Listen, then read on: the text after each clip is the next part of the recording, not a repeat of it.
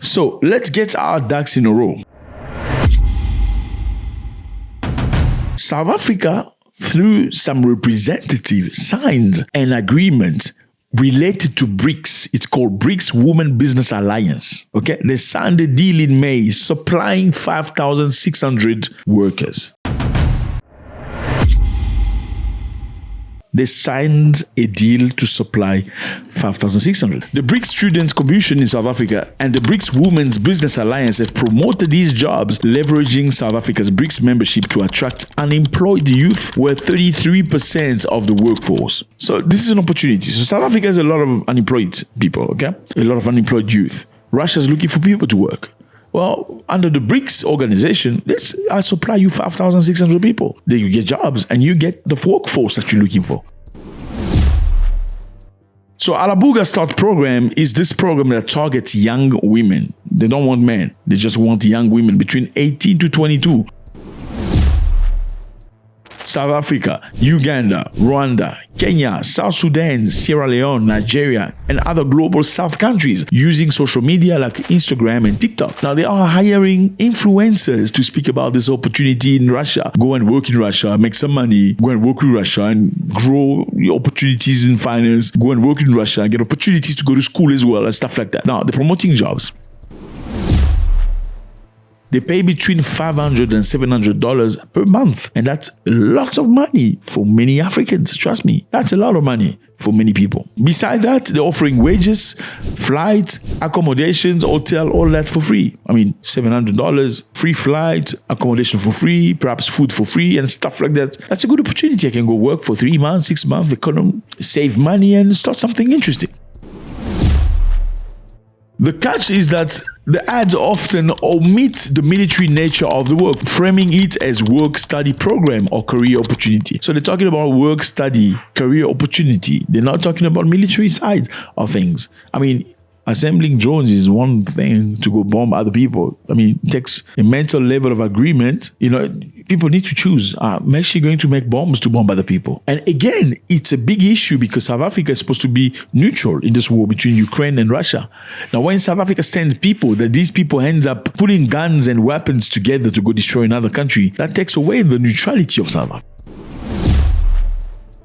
So, as you would expect, many women, including South Africans, discover upon arrival in Tartaisen that the assembling of Shahid 136 drone used in daily Russian attack on Ukraine. It's only when they arrived that they were told, okay, you actually need to assemble drones.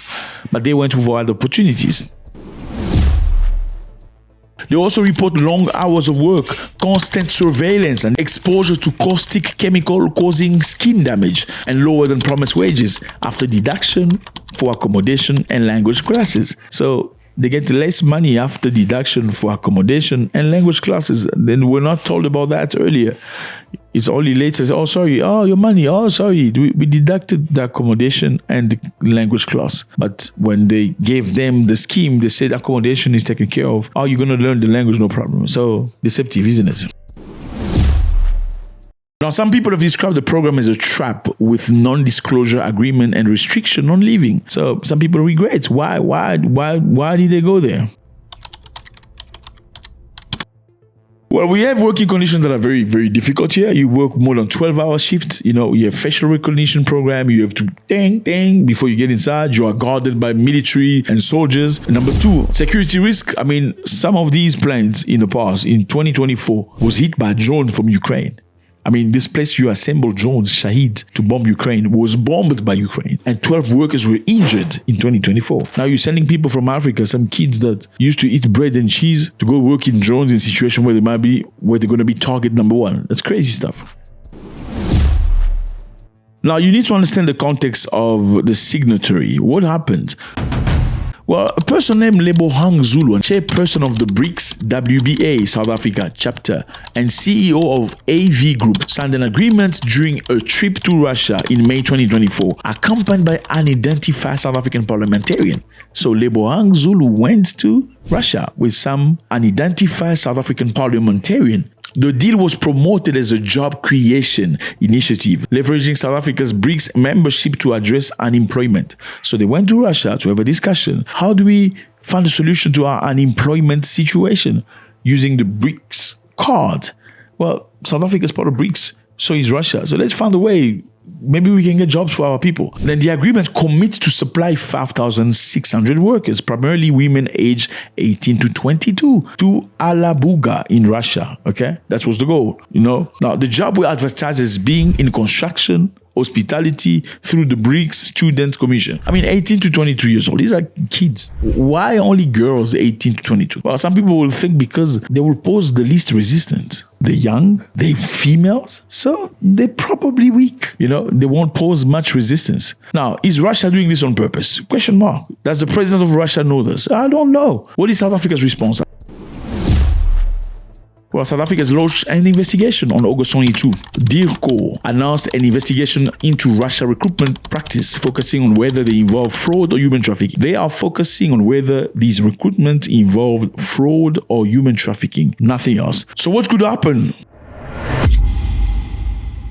South African official could summon Russian diplomat for clarification. So it looks to me like we don't know if Mr. Putin is aware of this, okay? I don't think in the position he is right now, he would want to mess up with South Africa. He wants as much friend as possible. So I don't think he would want to create a situation where South Africans will be angry at him. I don't think so. Maybe there are some people below him. I'm not defending, I'm just giving my opinion. Maybe some people below him, decided to create this scheme.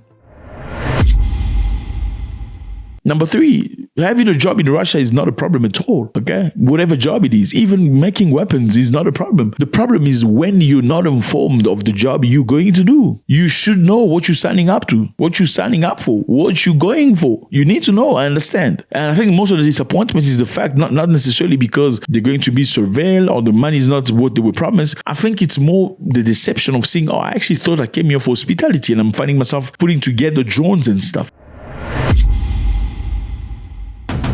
Let me know how you feel about this. Do not listen to all the influencers online. Do your own research. It's very, very important. Double check. Check whatever you hear online is great, but you need to double check. Make your own homework. Do your own homework. And again, for the ladies, just because some ladies have a million followers because she wears miniskirt doesn't mean what she says makes sense at all. It doesn't mean that. Okay?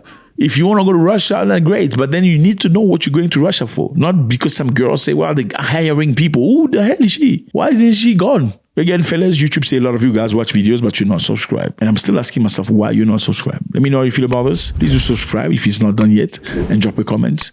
It's always a great pleasure. Bless.